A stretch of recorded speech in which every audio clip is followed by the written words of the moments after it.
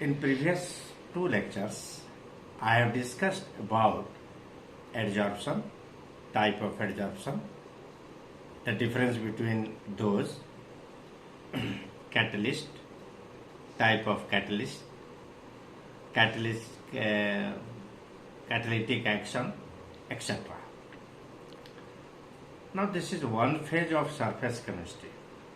Now in second phase, today I am going to start the colloids, colloidal state. In Cbse board, generally one phase they select.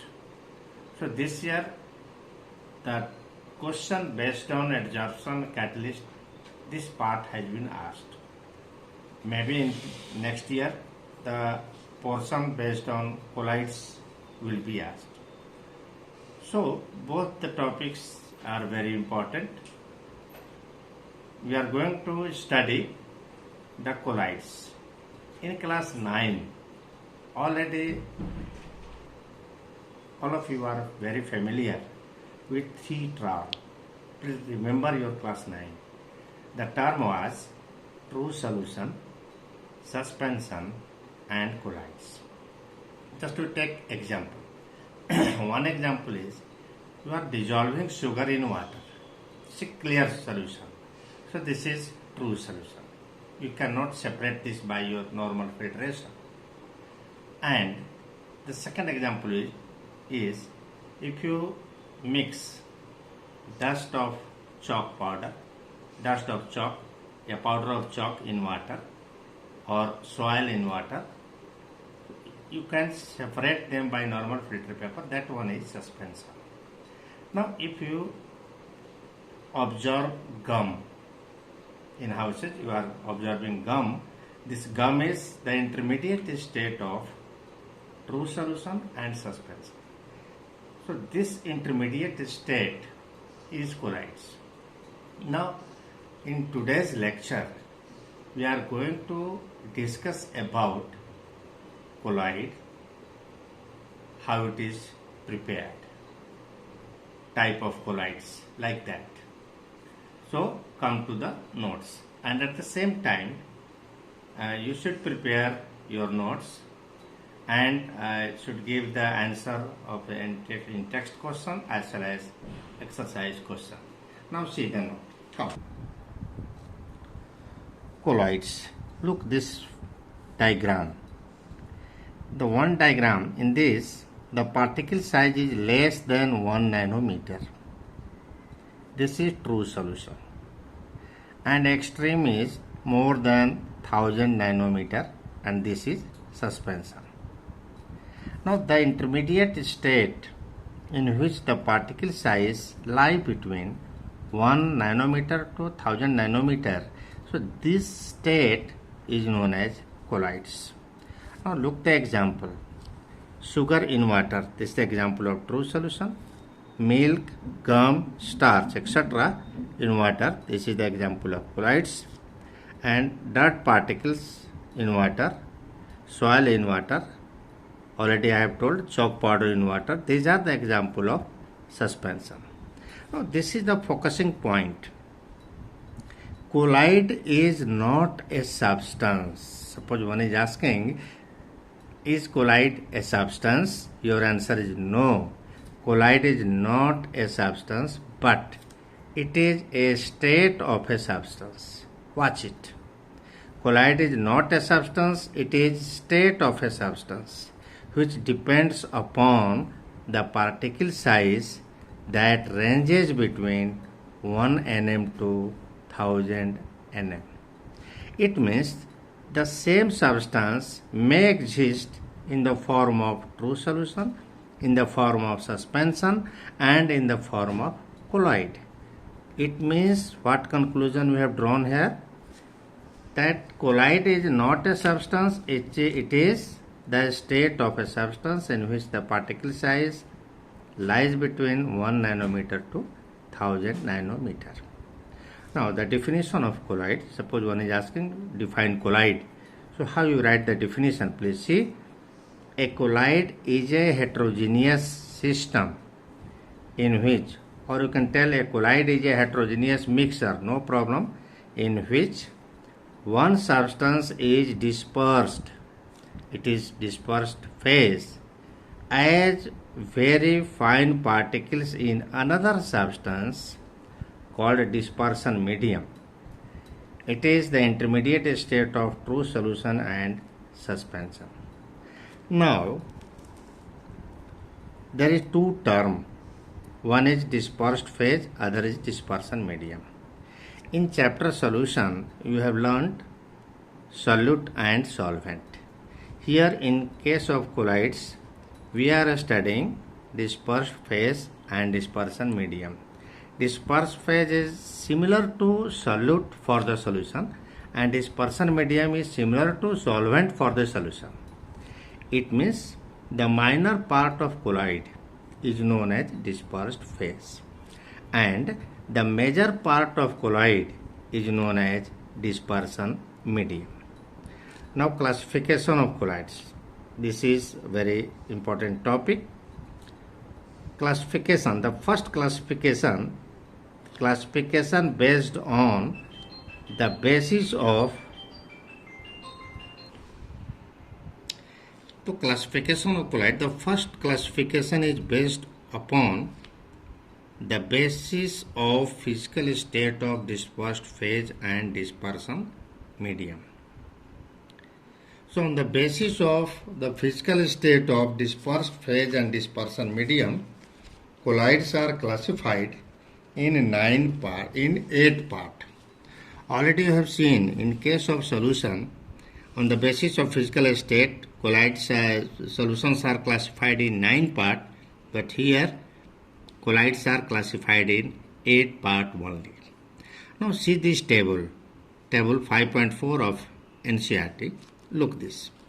Now dispersed phase, this is dispersion medium, this is type of colloid and this is the example.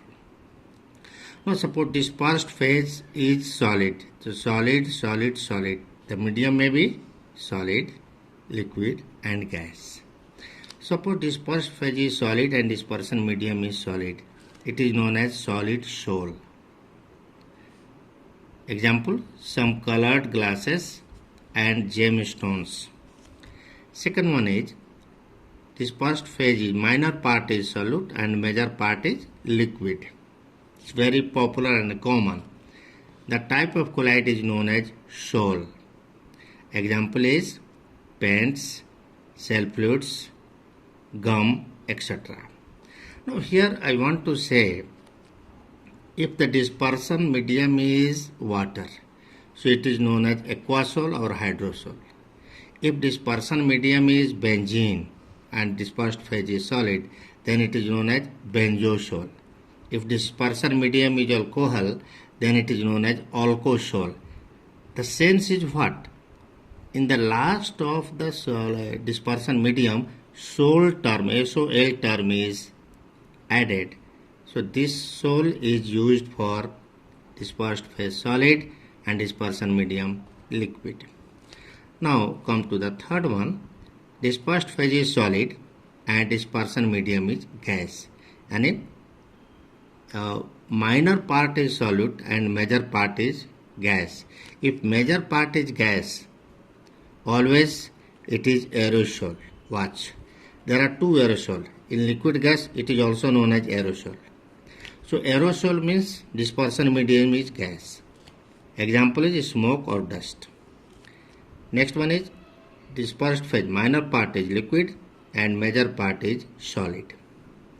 This is known as gel. Already in houses you use the term gel, or examples are cheese, butter, jellies, etc. Next one is minor part liquid and major part is also liquid. It is known as emulsion. In the Untitled chapter, this topic emulsion you have to read. Example is milk, hair cream, etc.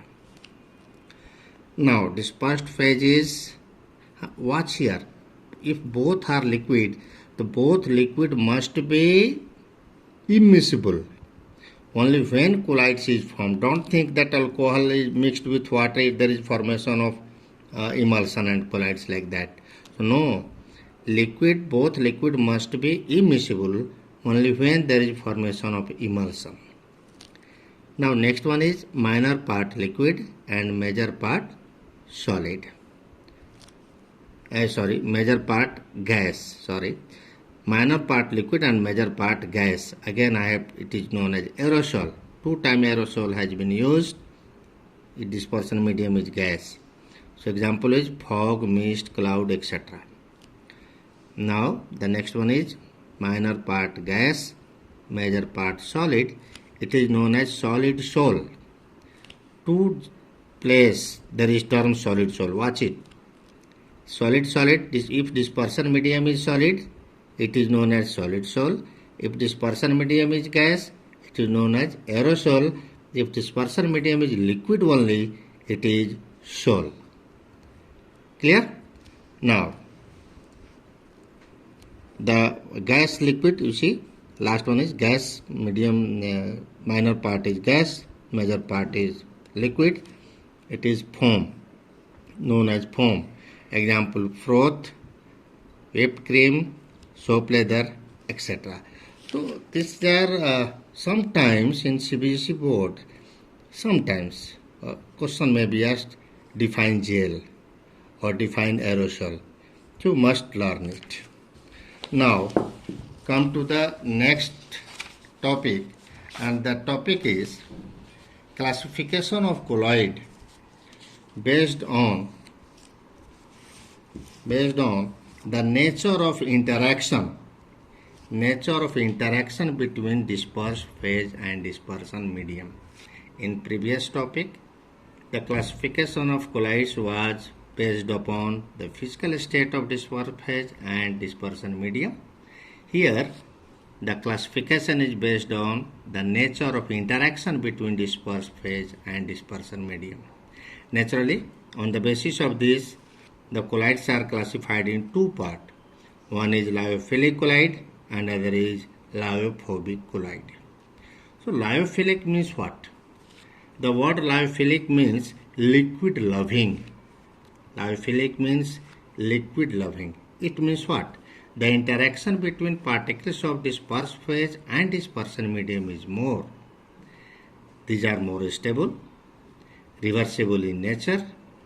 Viscosity of such type of colloid, lyophilic colloids, is more than dispersion medium, and surface tension is less than dispersion medium. These points are useful if one is asking what are the differences between lyophilic colloids and lyophobic colloids. So watch here. One difference: lyophilic colloids are more stable. More stable means what? These colloids do not coagulate easily. Reversible in nature means what? Once it become dry, you add dispersion medium, shake well, again you can get the colloid. So the sense of reversibility means this. Viscosity, already you have seen. माता जी आपके चावल से माड़ निकालते हैं, इसको बोलते हैं. तो माड़ देखते हैं वो क्या है? वो सब ठीक है, गाढ़ा है. So that your starch colloid of starch is more viscous than water, and the surface tension of that starch is less than that of water. The sense is this. Example, colloidal sol of gum, gelatin, starch, etc. Now come to the second one. This is lyophobic colloid. The word lyophobic means liquid hating. So liquid hating means there is less interaction or no interaction between particles of dispersed phase and dispersion medium.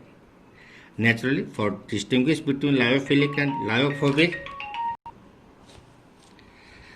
so lyophobic liquid hating, it means there is less interaction or no interaction between particles of dispersed phase and dispersion medium. Now for distinguishing in both lyophilic and lyophobic, please look some points. These are less stable, means they are easily coagulated. So lyophobic colloids are less stable, lyophilic colloids are more stable. They are irreversible in nature, means one once it is coagulated, it cannot be converted to colloids. It means the lyophobic colloids are irreversible in nature. One very important point is the viscosity and surface tension of lyophobic colloids are same as that of dispersion medium. This is a very peculiar difference. In case of lyophilic colloids, already you have observed viscosity is more than dispersion medium, surface tension is less than dispersion medium. Here in case of lyophobic colloids, viscosity and surface tension are same as the viscosity and surface tension of dispersion medium. Now examples are colloids of metal like gold sol, silver sol, etc. and their sulfides. These are the example of lyophobic colloids. Now come to the third type of classification. This third type of classification is based upon the type of particles of dispersed phase. On the basis of the types of particles of dispersed phase, these colloids are classified basically in three parts. First one is multimolecular colloids, second one is macromolecular colloids, and third one is associated colloids. Please be careful. All these three type of colloids are again very important for your Cbse point of view. Now come to the first one, multimolecular colloids. The term multimolecular means what? Many molecules combine together to form the particles of colloidal range. So multimolecular, it means the molecules or atom, their molecular size or atomic size are less than 1 nanometer. They combine together, they aggregate together to form a big particle, and the particle size is ranging between 1 nm to 1000 nm. Such type of colloids are known as multimolecular colloid. Now see the notes. On dissolution, a large number of atoms or smaller molecules of a substance aggregate together to form species having size in the colloidal range, that is 1 nm to 1000 nm, are known as multimolecular colloids. Example are sols of metal, that means gold sol, silver sol, platinum sol, etc. Sulfur sol, it is also example of multimolecular colloids.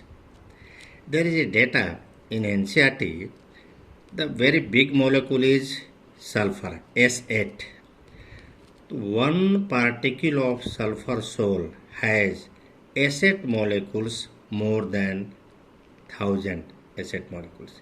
And more than 1000 S8 molecules aggregate together to form the particles of colloidal range. Now, the second one is macromolecular colloid. Macro, it is not MICRO, it is MACRO, macromolecular colloids. It means if the molecular mass of the particle are already very high, very large. So these are known as macromolecules. So macromolecules in suitable solvent form solution in which the size of the macromolecules may be in the colloidal range are known as macromolecular colloids. So these macromolecular colloids are basically lyophilic colloids. So these are quite stable, reversible, and these are resemble to true solutions in many respects. So example of colloids of starch, cellulose, proteins, enzymes, man-made macromolecules. These are the example of, these are the category of macromolecular colloids. Now the third and very important one is associated colloids or micelles. Now associated colloids are such type of colloids which, when the concentration is very less, it means if the concentration is like, it is very dilute, then it act as strong electrolyte. But if concentration is more, then it act as colloid. So such type of colloids are known as associated colloids. Now see the notes.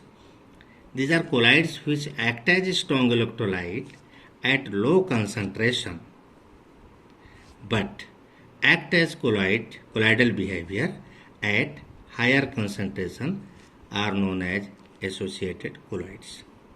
And the formed particles are known as micelles.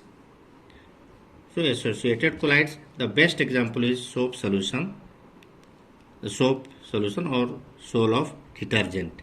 I mean surface active agents. Now there is a term CMC. CMC means what? Critical micelle concentration. Naturally, the question anyone can ask is, sir, at what concentration or above what concentration the associated colloids are formed or the micelles are formed? So the concentration above which micelles are formed is known as critical micelle concentration. It is CMC. For soaps, CMC is 10 to the power minus 4 to 10 to the power minus 3 mole per liter. Now there is one more subtopic related to this, Kraft temperature, TK. The temperature above which micelles are formed is known as Kraft temperature.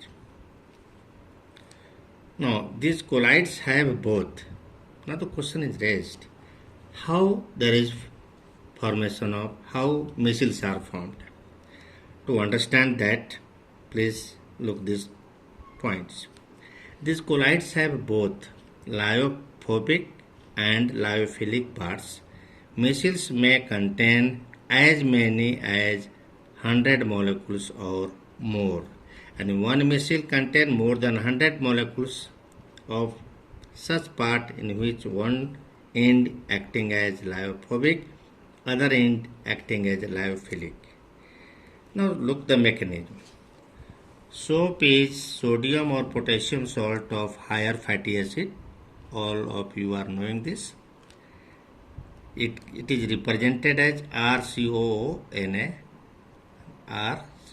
minus Na plus. So sodium is stearate. C17H35COO Na is one of the example of soap. So this RCOO-Na, if it is dissolved in water, it is ionized as RCOO minus aqueous plus Na plus aqueous. Now watch this. There are cation and anion. So cations and anions are there. Naturally, if the solution is dilute, then both ions are free to move and they act as strong electrolyte. Now if the concentration is increased, then what happens? Please see. RCOO minus, it is shown by these zigzag lines, carbon, hydrogen, carbon, carbon, carbon, carbon. These are represented like this. So C17 is here, COO minus is that. So this is hydrophobic tail, means water heading tail, and this is hydrophilic head, means water loving head. It is represented as head and it is represented as tail. At higher concentration, the hydrophobic tails are attached together because like attach like. Already know, like को पसंद करेगा. So the tails are collecting together if concentration is more, and this hydrophilic head are attracted by water. These are attracted by water like this. So so attracted by water. So these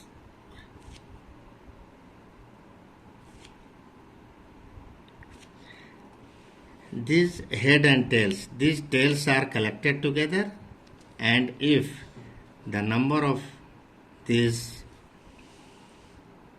anions are more than 100, nearly 100, so the formed particle is known as micelles, and such colloids are known as associated colloids.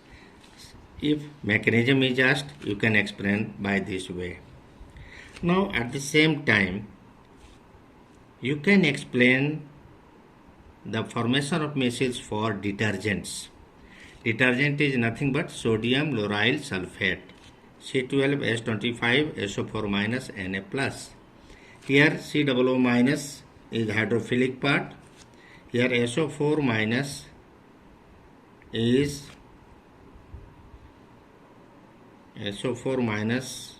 because it is whole twice, basically whole twice Na. You can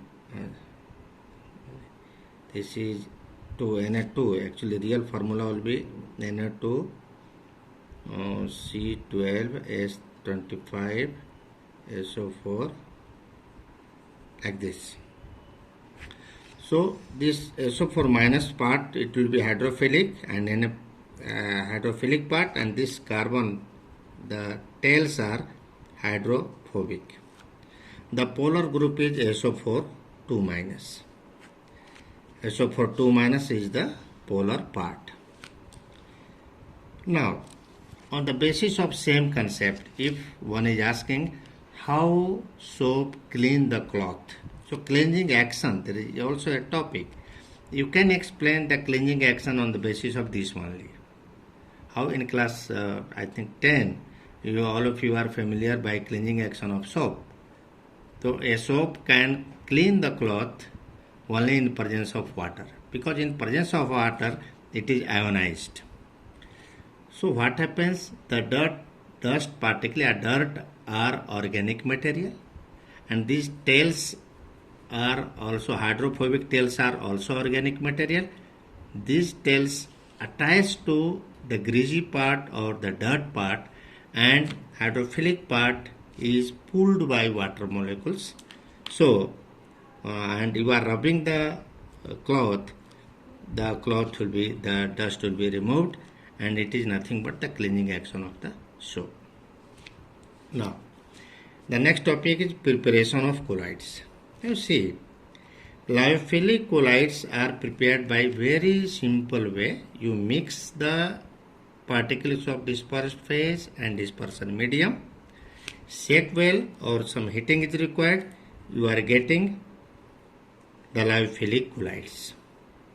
Suppose one is asking how you prepare sole of starch. You take a starch powder, add in water, shake well, you get lyophilic colloids. So there is no problem during preparation of lyophilic colloids.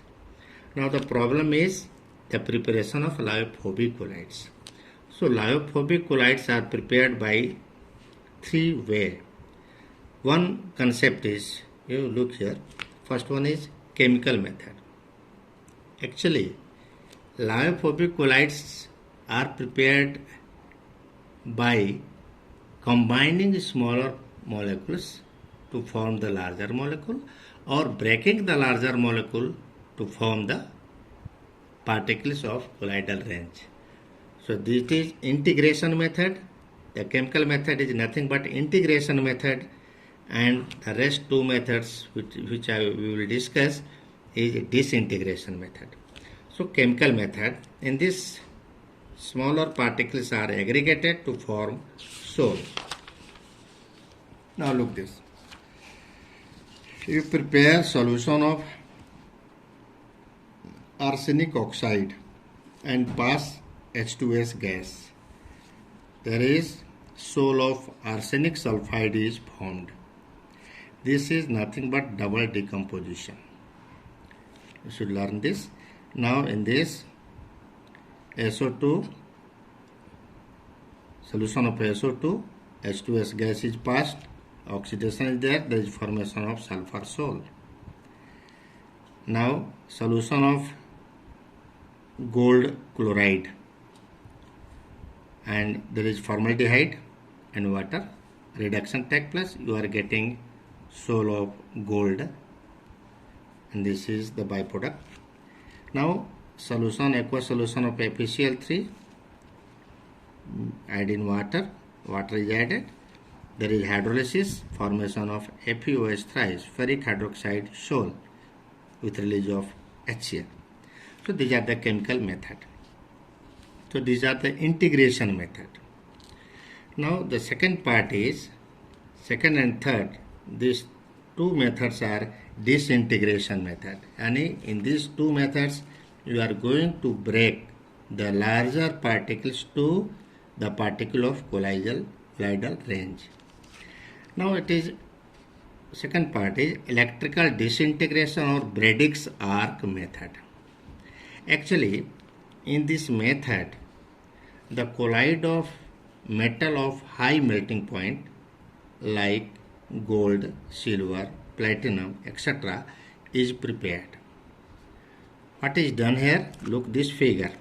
In this figure the metallic rod are dipped in dispersion medium, and dispersion medium, suppose it is water, and it is surrounded by ice. So this is ice bath. These two metallic rods are connected with electricity at high voltage, and these metallic rods are sparked. When it is sparked, then the metal are converted into gaseous state with release of high amount of heat. So the environment is made chilled, and it is sparked in chilled dispersion medium. The gaseous state of this, suppose gold, is converted to fine particles in colloidal range. So you can prepare the gold sol by this method. Look the note. In this method metallic rods are connected with electricity, and electric arc is struck between electrodes of the metal immersed in the chilled dispersion medium. Time to time ice is replaced because high amount of heat is released, so naturally the ice is melted. So suppose medium is not chilled, then the gaseous state of this metal escape away. So for utilizing all the gaseous state of metal, dispersion medium must kept chilled. The metal which then the intense heat produced vaporizes the metal, which then condenses to form particles of colloidal size. Naturally, by this method, colloidal sols of metal like gold, silver, platinum, etc. can be prepared. Now, the third method is very important method. Generally, in the gap of 1 or 2 years, it is asked by Cbse board, and this is peptization. What is peptization? Look this. The process of converting freshly prepared precipitate into colloidal sol by shaking with dispersion medium in presence of a small amount of suitable electrolyte is known as peptization. Example: colloids of FeOH thrice can be prepared by adding small amount of FeCl3 in freshly prepared precipitate of ferric hydroxide. Now, what you have learnt here? The process of converting freshly prepared precipitate into its colloidal sol by shaking with dispersion medium in presence of small amount of suitable electrolyte is known as peptization.